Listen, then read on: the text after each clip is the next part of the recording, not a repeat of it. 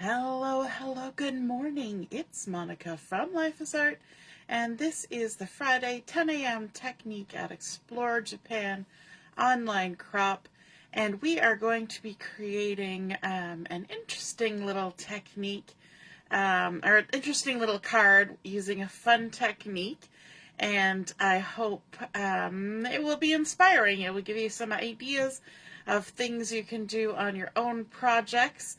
And it's rather simple, but I think kind of fun. And I'm just trying to get my video to come up, but it's not coming up, so let me see if I can get it on my phone. Sometimes the laptop is less than helpful. Alrighty. So, good morning, and I hope you had a great evening and a good night's sleep, and you're ready to do more exploring. We're exploring in the most southern part of Japan today, before we head back north of where we landed at the airport. So we're just finishing up in the southern end, and lots of things to look at today, including some hot springs and volcanoes and all sorts of interesting geological things, as well as interesting places. So I hope you're ready for that. If you're joining me live, just say hello or howdy so I know you're here. If you're watching later on replay, you can drop a comment. I see that Deborah is here. Good morning. And Heather too. Good morning, good morning. Okay, let's get started with our project. And just going to scooch my mat a little bit over to the side. We're going to begin with some stamping, and the stamp that I'm going to be using today is called Spotlight on Nature. I love the sort of sketched, hand-drawn look of these images, and there's a lot of detail on them as well. We're going to be using the sentiments as well as one of the stamped images on our card. We're also going to be using some Regal distressed paper, which has beautiful foiling on it. And then we're going to be using the Nested Essentials dies to help us create our card, as well as an embossing folder. We're using the Forever Plaid 3D embossing folder. So lots of fun things to be working with. Let's get started by stamping our first image. Good morning, Diane. Nice to see you're watching. And our image that we're stamping is this nice, large, tulipy flower. And I know it's a little past the time for tulips, at least where we live, but I think there's a lot of pretty flowers that have this sort of same look to it. So we're going to ink this up with some Memento ink, because we're going to be doing some coloring with our Stampin' Blend markers. And if we use this ink, then we're not going to have to worry about any running or bleeding or anything like that. So there we go. We've gone ahead and stamped that up on our basic white cardstock. And maybe while we're at it, we will also stamp our sentiment. So our sentiment, I've gone ahead and cut a piece of basic white using one of those Nested Essentials dies with the rounded rectangle. It's got a nice little dotted border on it. And we're going to stamp, we're actually going to use all the words that are in this stamp set, which are thanks, dear friend. So we're going to stamp our thanks first, and then we'll come in with the dear friend. So I've got these on two separate blocks. That way I can hopefully get them a little closer together. I'm going to come close to me down at the bottom of your screen so I can stamp. And I'm going to put my thanks right in the center, well, just north of center, hopefully. And then I'm going to ink up. I'm using pretty Peacock ink. I'm going to ink up my dear friend. That sounds like I'm inking my friend, but I'm talking about the words. And there we go. So we've got thanks, dear friend. And so that will be the sentiment for our card. So now that we've got all that done, we can go ahead and start with our coloring. I'm going to set this one aside. And I'm going to only use two colors basically on my whole card today. And I think that is a fun design technique of just using very minimal colors. When I do layouts and things, I try to keep it roughly within 3 or 4 colors. Cards, sometimes you can go a little more because they're a smaller footprint, so you don't get too overwhelmed by colors on a card. But if it starts getting overwhelming, then I try to revert back to sticking with similar colors. So here I've got 2 colors. I've got my Berry Burst and Pretty Peacock. So we're repeating that color from the stamping with our Stampin' blends, and it's also going to match with the Designer Series paper that we're using today, the Distressed Regals. Hey Marilyn, good morning. So I'm going to start off with my Berry Burst, and I'm going to be using the light Berry Burst. And again, when I do my coloring, I like to color with the brush tip for the most part.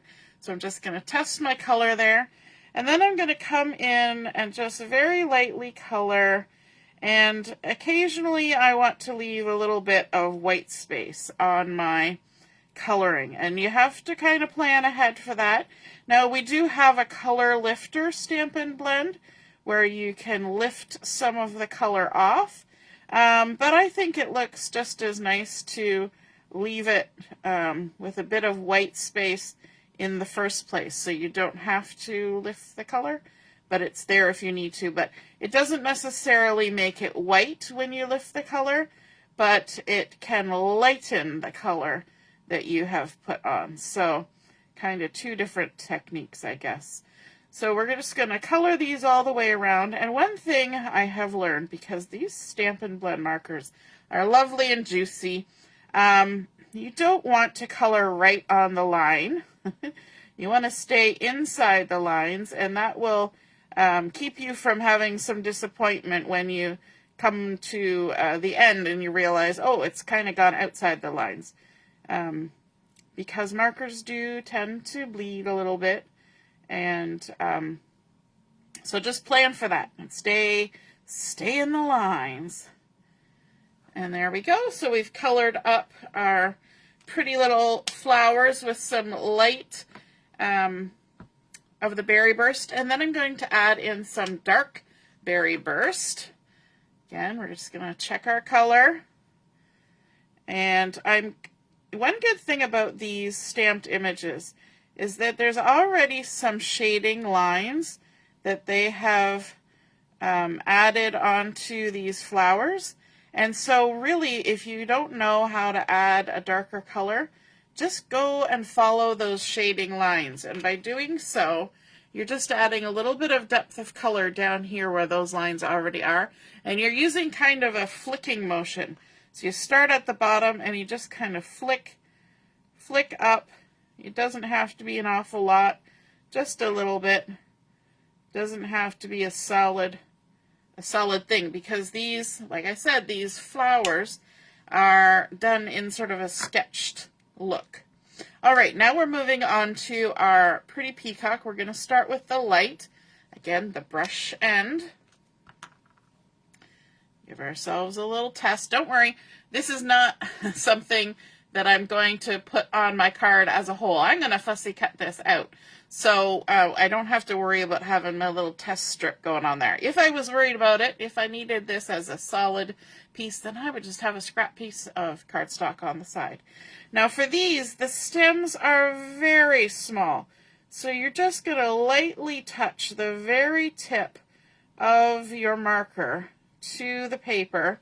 And if you miss pieces, don't worry, because it's such a small little footprint that your brain will fill in that it's been colored or not colored. It doesn't really matter. And so there we go. And then we can, of course, do our leaves as well. Kind of using that same flicking motion. We can leave some white spots. We can leave a little bit of white around the edge to keep it from going over the edge. And just fill those in as you please. The points of these leaves are very pointy. So you're going to want to be very careful because it's very easy to suddenly be, oops, over the edge like I just did there. And that's okay. You know, you take it with a grain of salt. Is that the way we're going to say it? So just adding some color to all those leaves. And I know Pretty Peacock might not be a typical color for a leaf, but it's going to look lovely when it's on our card because it's going to be a bit matchy-matchy. And sometimes we like that matchy-matchy, don't we? All right. Now, my dark Pretty Peacock has had a little bit of a tough life somehow, and the end of it is not great. So I'm going to be very careful with this. It doesn't quite maintain that nice point. So I'm going to avoid the tip of my leaves and just do a couple little flicks down at the bottom. Oh, I went outside the lines there as I turned my paper. Just do a couple little flicks on those leaves to add some color. Oopsie. If you make a big oopsie, there's a chance that using that color lifter might help. Let's give it a try. Like I always say, what's the worst that could happen? So I'm going to use the nib end of my color lifter. Again, just kind of give it a little thing here. And I'm going to actually almost push that ink towards the line. I'm not sure if that's going to help or not. We'll just give it a little try and see. You never know what might happen. Could be worse, could be better, could be just kind of smudgy. But now we're going to come in, we're going to do some fussy cutting. So we're going to go around our stamped and colored image. You know what, we should really do our rough cut first. It's always the best policy. So we're going to rough cut, get rid of some of the excess, and then we're fighting with less paper as we progress our way around. And I'm just going to go in and out around my leaves. And I've used this stamp quite a bit, so I'm sure you've seen me fussy cut this before. Some people might call it cussy futting, but fussy cutting. Yes, some people don't appreciate fussy cutting. It makes them anxious, but I enjoy it. So I just pivot my paper and go all the way around. Yeah, it has helped a little bit. It kind of decreased the look of that outside the bounds oopsie that I did there, but it's not going to bother me. We're just going to continue on. Keep on keeping on. Work our way around. And in and out all these edges. Now I'm going to be doing a little extra fussy cutting on this, and to do that I'm going to use a precision type blade because I want my interior little sections to be fussy cut as well. Is it essential? No, but that's just how I like it. So you craft the way you like it, and I'll craft the way I like it, and we'll all be happy crafters together. So just working my way around. We're in the home stretch coming down the other side. I don't know about you, but I always find there's one side of an image that I like to fussy cut more. And I think it's actually this side. I don't know if you've ever thought about that, but sometimes it's easier, like when you're doing things like leaves, to, depending on how your brain works, to either cut the side that's going up or the side that's going down where the points are facing towards you. Have you ever analyzed that? I mean, maybe I'm just a fussy cutting weirdo. But I kind of like it when the points are coming towards me. If I was in some sort of Indiana Jones contraption, I probably wouldn't like the points coming towards me, but since we're just fussy cutting, it's all good. All right, our last little bit here, coming down to the bottom, nice little curve, and then we're going to bring in our little more precise cutting, and we're going to cut just a few of these inside bits. And you always want to make sure that your fingers that are not holding the blade are well away from the blade, just stabilizing your paper so it doesn't slide around. I also find it's usually better to pull towards yourself when you're using this kind of cutting instrument. And so then it's kind of essential to turn your paper as you go. Okay, we're just going to pop out those little triangle-y bits in the center. I believe there are dies for this stamp set as well, or at least there were. It's been around for a while. So if you're not a fussy cutter, there's always an option of using a die. So let's bring in our card base. I'm just going to use the standard card base, and we're going to create on the horizontal. So I have cut a 5.5 by 8.5, and I scored it at 4 1/4 along this 8.5 inch side. We're going to fold it with the bump side of the score line to the inside. Make sure everything lines up, and then we're going to crease that down like so. And then I want to lay my piece on here. We're creating today a peek around card, and that's just what I'm calling it. I have no idea if that's an official term, but we're calling this a peek around card. And what I want to do is I want to line up my beautiful little floral sprig here so that it's within the sides and the top, kind of centered from top to bottom and near the edge over here. And I want to think about where the primary line is in my my image. And so for me, that would be this long stem that's going in a nice graceful curve this way. So I'm going to take my pencil and I'm going to quickly just draw some guide points along that stem so I have an idea of where that curve is going. Okay?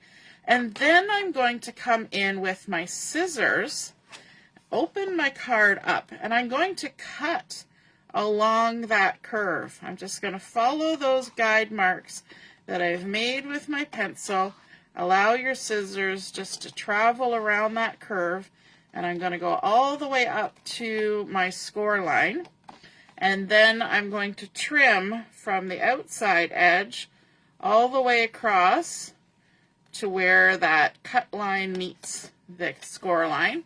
And now you can see we've got an interesting shape on our card that didn't exist before, but it matches up with what's happening with my flower. So if I bring back in my flower, I can see that my stem will follow that cut line, and we've kind of created a little bit of a peek around. So we're going to be able to see something from the inside of the card around to the front of our card. And so to kind of add a little bit of jazz in behind there, I've got a small piece of the Distressed Regal's specialty paper. It's a designer series paper, and it's got some beautiful foiling on it, and it's that beautiful, pretty peacock color. This piece has been cut to 2 inches by 4 1/4, and so that should fit right in that space, just like that. So I'm going to go ahead and stick that on the inside of my card. So just going to add some adhesive here. And take your pick tool. There it is. Going to remove the backings. Like that. I want to make sure my pattern is facing the right way up. And I'm actually going to turn my card so that I can see that this is lining up correctly. And stick that down like that. And there we have that fun little peekaboo spot. I'm going to just do a little trim there. Sometimes when you have trimmed a section off like that, you get a little bit of a bump just from where that score line was. So you got to just sort of deal with that. Now we're going to have this attach on here centered back from top to bottom, but I'm going to wait just a minute because I want to add my sentiment over here. So you remember we stamped using that pretty peacock, thanks dear friend, onto our die cut piece from the Nested Essentials dies. And so I've got another piece that I have cut out using that same die, but a little bit larger. So this is going to create a frame for my sentiment. I've cut it out using Berry Burst cardstock, but I want to add a little extra something to this because we've got a lot of texture and fun going on the right side of our card, and this is going to go over here on the left. I want to add a little bit of something subtle there to give it a little bit more oomph on my card. And so for that, I'm going to bring in my Forever Plaid 3D embossing folder. But instead of embossing this straight on, like, you know, horizontal and vertical, I'm going to stick my my piece in on the diagonal, and that's going to give me a diagonal plaid look. So you can kind of judge for yourself how you want that in here and how you want the plaid to be running. So I think I'm going to do mine right about there and then just close it up. And then we're going to need to bring in our machine, and you're going to set it up however it works for your sandwich. This is an old Stampin' Up! Big Shot, and I find if I take my bottom plate off and stagger, so if you're putting something through that's got a lot of bulk to it, oh, I've moved my mat, trying to get my machine in closer. You've got your plate, and then you've got your embossing folder. I kind of like to stagger that. So you see how my plate is here, my folder's a little bit back, and then this plate's ahead of it.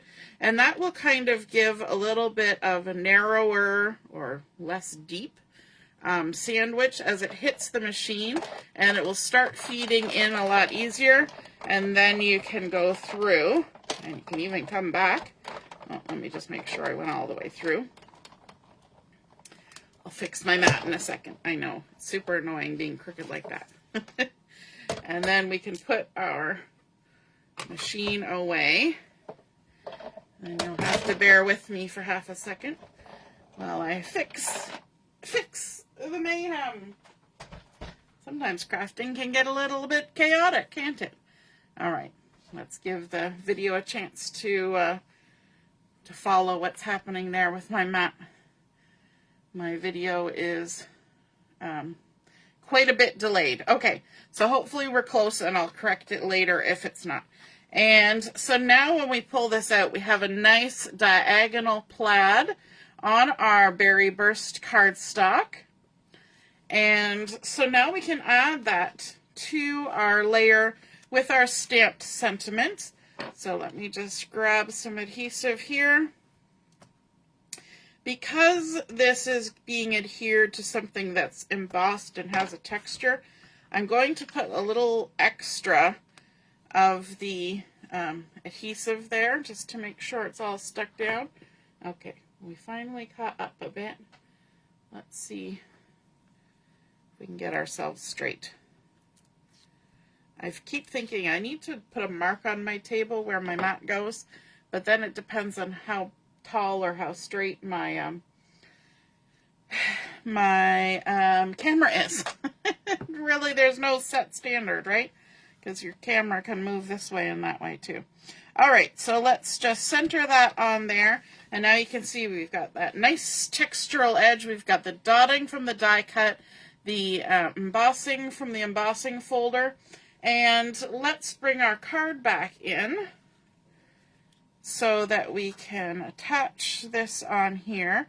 And I would like my my flower to kind of overlap that. So now that I've kind of judged where that should be, we can go ahead and stick this down.